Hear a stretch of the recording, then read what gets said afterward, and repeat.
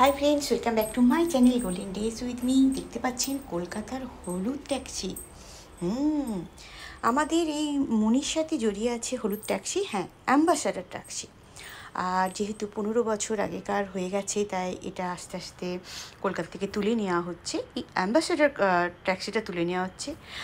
আর কলকাতার হাওড়া ব্রিজ আর কলকাতার এই যে হাই রাইজিং বিল্ডিং, তো আমরা যারা ওয়েস্ট বেঙ্গলের যারা প্রবাসে থাকি তারা এমনভাবে জড়িয়ে আছে এই ইমোশনগুলোর সাথে।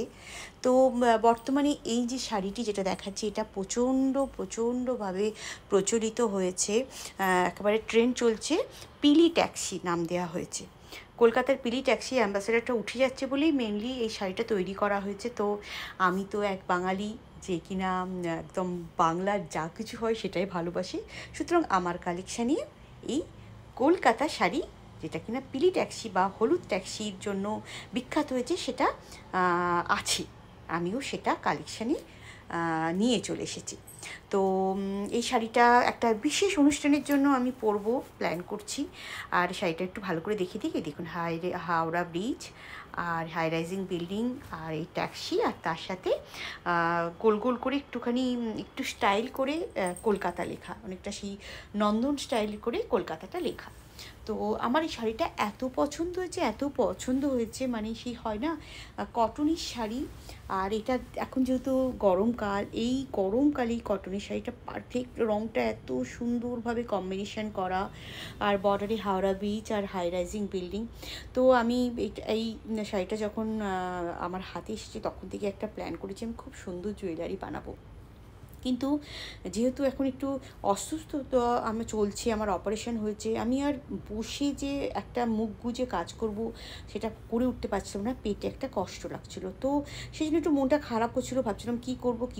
জুয়েলারি যতক্ষণ না পারফেক্ট হচ্ছে, আমার তো মন টানে না, আপনারা জানেন। তো সেটা হঠাৎ করে মাথায় বুদ্ধি হলো, আমাদের এই ক্যাম্পাসে একজন বোন আছে, বন্ধু বলতে পারেন, বোনও বলতে পারে। ওর ছেলেটি আমার কাছেই কবিতা, নাটক সবই শেখে। ওকে বলি, ও প্রচণ্ড গুণী একটি মেয়ে। তো আমি ভাবলাম যে ওকে একটু অনুরোধ করি, দেখি ও পারে কিনা আমার মনের মতো করতে। আমি ওকে বললাম, তুমি ক্রোচেটের ট্যাক্সি বানাতে পারো হলুদ রঙে? ওর সঙ্গে সঙ্গে বললো, হ্যাঁ পারি। দেখুন, তারপরে আমি বললাম যে এরকম ঝুমকো লাগিয়ে এরকম করে দিতে পারবে?